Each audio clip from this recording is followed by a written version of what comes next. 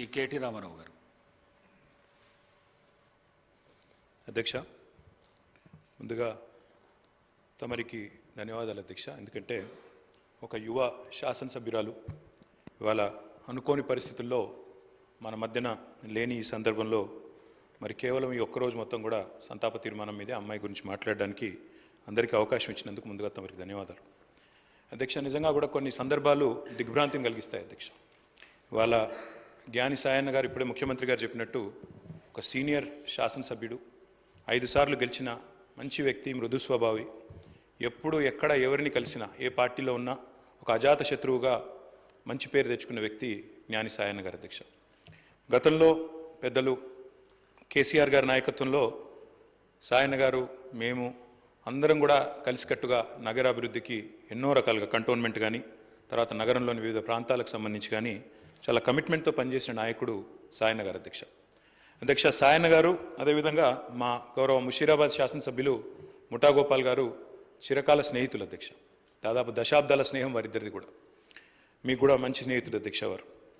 నాకు బాగా గుర్తున్న సందర్భం అధ్యక్ష, 2015వ సంవత్సరం ఆనాడు జిహెచ్ఎంసీ ఎలక్షన్స్ వచ్చినప్పుడు సాయన్న గారు కోరిన ఒకే ఒక్క కోరిక, నేను కవాడిగూడ నుండి లాస్యానందిత గారిని నేను కార్పొరేటర్గా చూడాలనుకుంటా ఉన్నాను, మా మిత్రుడు గోపాల్ గారు కూడా పూర్తిగా మద్దతుగా ఉన్నారని చెప్పి మొదటిసారి ఆ రోజు వచ్చి అడిగితే కేసీఆర్ గారు కాదనకుండా వెంటనే అమ్మాయికి ఒక మంచి భవిష్యత్తున్న నాయకురాలు, మంచి యంగ్ లీడర్గా బాగా చదువుకున్న అమ్మాయి, మంచి అవకాశం ఇవ్వాలన్న ఉద్దేశంతో ఆనాడు కవాడిగూడ నుంచి కార్పొరేటర్గా గెలిపించుకోవడం జరిగింది అధ్యక్ష. కానీ నిజంగా కొన్ని సందర్భాలు ఎట్లా ఉంటాయి అధ్యక్ష అంటే, ఇప్పుడు సాయన్న గారి కుటుంబాన్ని చూస్తూ ఉంటే విధి నిజంగానే వారి మీద పగబట్టిందేమో అన్నంత తీవ్రంగా ఒకే ఒక్క సంవత్సరంలో మరి అటు సాయన్న గారు దుర్మరణం పాలు కావడం, ఆ తర్వాత అనుకోని మరి మమ్మల్ని అందరినీ కూడా విస్మయపరుస్తూ దిగ్భ్రాంతికి గురి చేస్తూ లాస్యానందిత గారు కూడా ఈ రోడ్ యాక్సిడెంట్లో చనిపోవడం, ఇవన్నీ కూడా అత్యంత ఆవేదన కలిగించే అంశాలు అధ్యక్ష. ఒకటే ఏడాది లోపల అటు తండ్రి ఇటు కూతురు చనిపోవడం అంటే ఆ కుటుంబంలో ఎంత విషాదం ఉంటుందో మనం ఊహించవచ్చు అధ్యక్ష. కానీ చాలా చురుకైన అమ్మాయి అధ్యక్ష. ఆనాడు కార్పొరేటర్గా జిహెచ్ఎంసీలో పనిచేసిన, తదనంతరం సాయన్న గారు కొంత ఆరోగ్యం బాగలేకుండా అధ్యక్ష, బాగా డయాబెటీస్ ఎక్కువై చివరికి లెగ్ యాంపిటేట్ చేయాల్సిన పరిస్థితి వచ్చినప్పుడు కూడా ఒకవైపు నందిత మరొక వైపు నివేదిత, ఇద్దరు అమ్మాయిలు పాపం ఆయనతో ఎల్లవేళలా ఎక్కడికి ఏదైనా మీటింగ్కి వచ్చినా, ఆఫీస్కి పోయినా, మంత్రులను కలిసేదున్నా లేదా అధికారులను కలిసేదున్నా ఇద్దరు అమ్మాయిలు కుడి భుజం ఎడమ భుజం మాదిరిగా ఆయనకి రెండు వైపులా ఉండి తీసుకొని పోయేవాళ్ళు అధ్యక్ష. మా దగ్గర కూడా చాలాసార్లు ముగ్గురు కలిసే వచ్చేది. అట్లాంటి కుటుంబం సాయన్న గారు మరణించిన తర్వాత ఇదే శాసనసభలో అధ్యక్ష ఆనాడు కేసీఆర్ గారు ముఖ్యమంత్రిగా సంతాప తీర్మానం చెప్పడమే కాకుండా ఆ కుటుంబానికి అన్ని రకాలుగా అండగా ఉంటామని చెప్పి హామీ ఇచ్చిన హామీ ప్రకారమే ఆ రోజు మళ్ళీ లాస్యానందిత గారికి 2023లో జరిగిన శాసనసభ ఎన్నికల్లో మరి ఆనాడు పార్టీ నుంచి అవకాశం కూడా ఇవ్వడం జరిగింది అధ్యక్ష.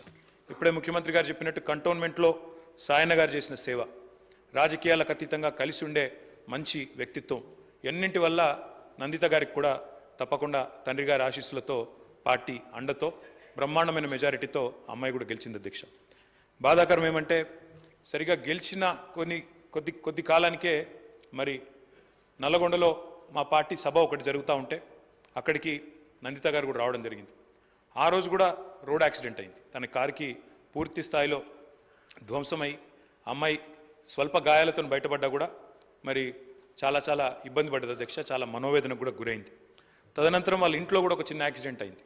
వరుసగా ఏదో పగబట్టినట్టే నల్లగొండలో ప్రమాదం, తర్వాత అక్కడ లిఫ్ట్లో ప్రమాదం, ఆ తర్వాత మళ్ళీ అనుకోకుండా ఈ ఓఆర్ఆర్ మీద జరిగిన రోడ్ యాక్సిడెంట్లో అమ్మాయి మరణించడం జరిగింది అధ్యక్ష.